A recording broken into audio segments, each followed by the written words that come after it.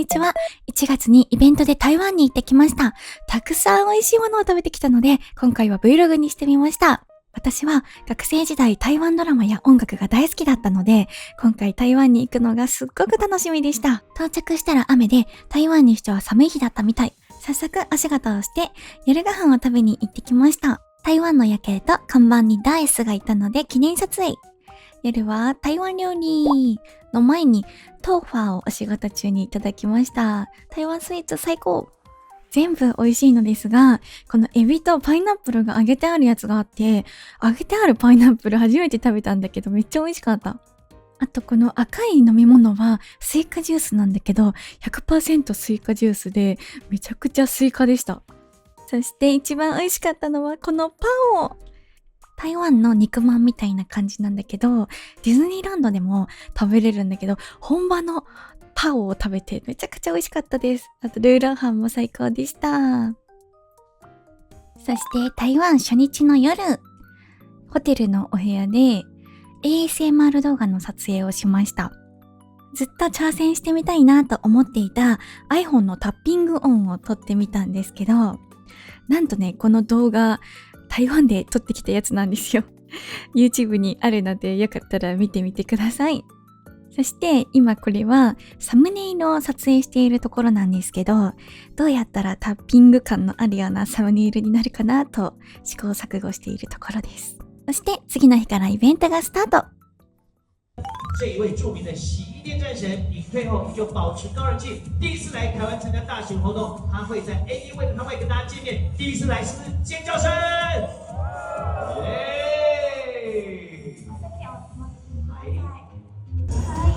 大家好、ウルシアメイチン、台湾に来れてとても嬉しいです。一緒にコインランドリーに行きますか？全部台湾の言葉で自己紹介を覚えたんだけど、緊張してちょっと日本語が混ざりました。こんな感じでイベントがスタート。小籠包一回閉まって、小籠包なぜかテイク2。お昼ご飯はディーンタイフォンの小籠包をいただきました。私は小籠包が大好きなので、このようにテンションがとても上がっております。早速いただきます。ディーンタイフォンの小籠包は見た目もすごく美しかったです。そして今まで食べてきた小籠包の中で一番好きかも。さすが有名店。ちょうどいい温度だったので、もうバクバクといただいております。本当に美味しかった。グッド。やってまいりました。タピオカタイム。休憩でね、タピオカを毎回いただいてました。いろんなタピオカを飲んできましたよ。タピオカも大好きなので最高でした。そして衣装が変わりましたね。イベント後半も楽しんでいきましょう。と思ったらイベントが終了してドーナツタイム。食べるところばかりまとめているので、一瞬でイベントが終わってるような感じがするのですが、朝から夕方までびっしりとイベントタイムがありまして、サインをしたり、撮影をしたり、台湾のファンの方とお会いできてとても楽しかったです。3日間すごい濃い時間だったなと思います。そしてこのドーナツは台湾で大人気の行列ができる揚げドーナツのお店のドーナツをいただいたんですけど、めっちゃ美味しかった。サクッとふわっと。そして見た目より甘さ控えめですごい食べやすかったです。これから夜ご飯だというのにバクバク食べてしまいました。夜ご飯は火鍋。火鍋私初めて食べたんですよ、台湾で。台湾の火鍋は多分日本で食べるより辛さがとても辛かったと思うんですけど、美味しくってハマりました。キノコも大好きで、トロトロになった白菜めっちゃ美味しくって、で私お肉も大好きなのでね。そして漬けだれを自分で好みに調合していろいろ入れてから食べれる感じでした。台湾で火鍋を食べてからハマったので、この前日本でも火鍋を食べに行ってきました。好きな食べ物に火鍋も追加した。そしてホタテめっちゃ美味しかったです。デザートはヨーグルトアイスをいただきました。イベント2日目の朝はスタバに朝行ってきて、集合時間の前にちょっと早起きをして、スタバに行って、台湾のスタバ、ちょっとね、メニューが違ったので、また次の日も行こうってなっちゃって、毎朝スタバに行くという。ちょっとまだメイクこれから途中のところなんですけど、2日目も頑張りますということで。イベント2日目スタート。サイン会の前に少し撮影タイムがありました。今回イベントに呼んでいただいた AVB さん、ありがとうございました。お昼ご飯、なんと丸亀製麺をいただきました。マーラー豚骨うどん。日本と同じようなメニューもあったんだけど、台湾限定のメニューが食べてみたいなと思って、こちらにしてみました。じゃーん。とても辛そうな色をしております。いただきます。麺は日本ではあんまり食べたことのないような食感でした。すごいボリューミーで食べ応えのある感じ。辛いって言ってるピリ辛でスープ美味しかったです。お肉も入ってた。台湾限定のこちらのマーラー豚骨うどん美味しかったです。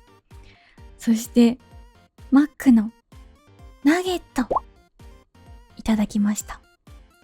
なんかね、このマスタードが全然違ったの。わかる？この透明感があるマスタード初めて食べた。少し甘みのある味だったかなって思います。台湾限定のマスタードの味なのかな？ナゲットの味もちょっと違う気がした。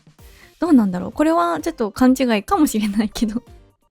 そしてタピオカタイム。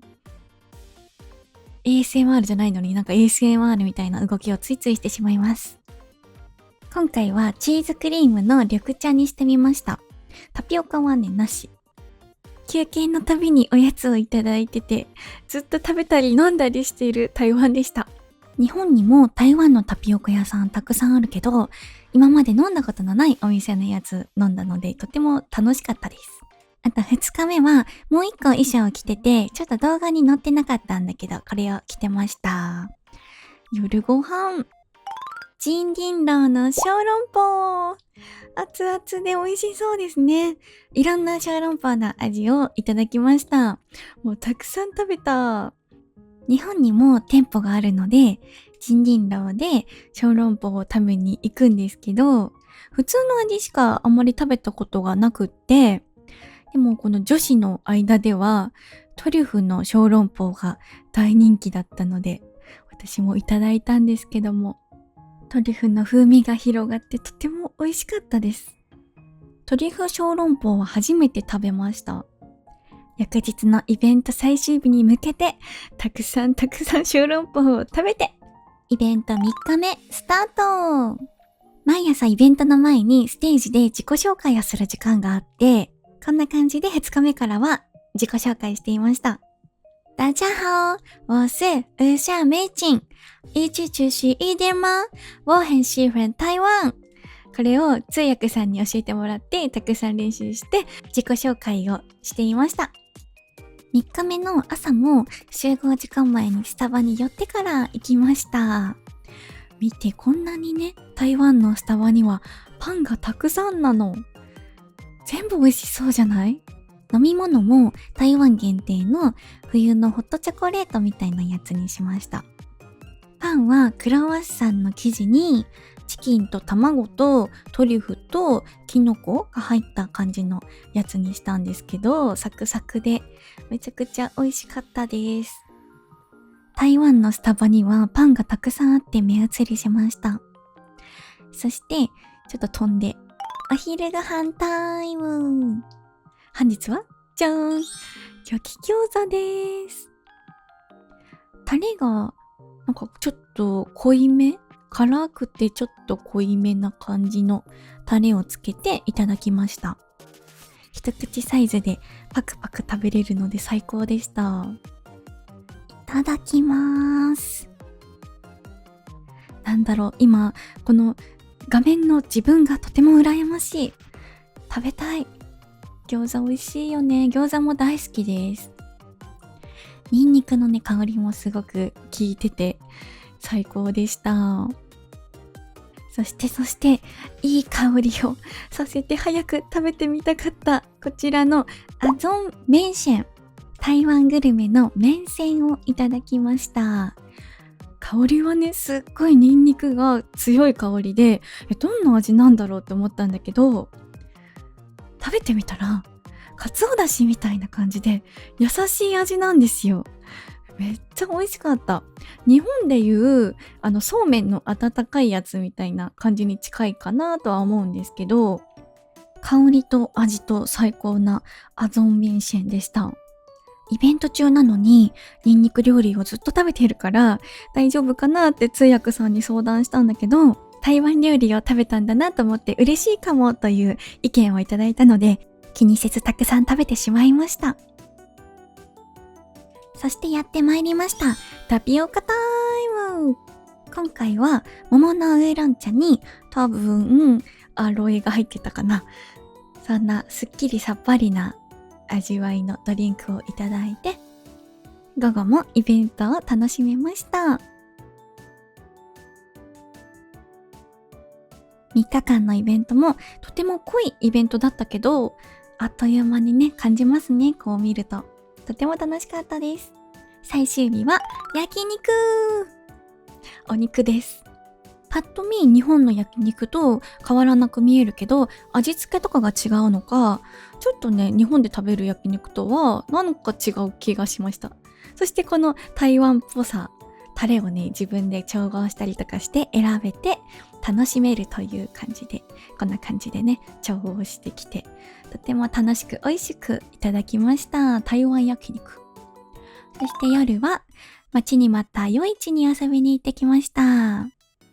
いろいろお店とかも見つつ、いちご飴にたどり着きました。なんか屋台っぽくてさ、こういうフルーツ飴ってテンション上がるよね。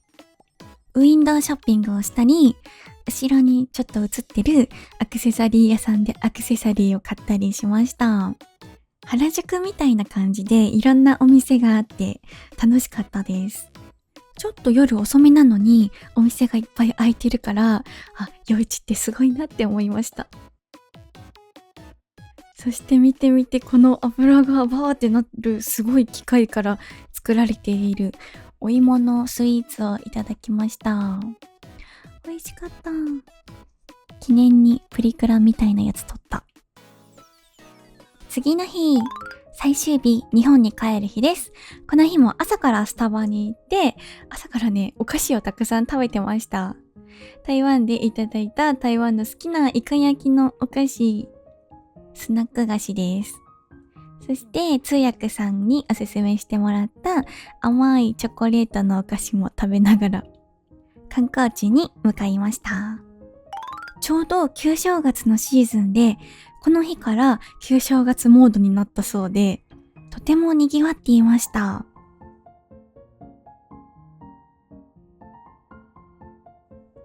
お正月アイテムがたくさん売っていました。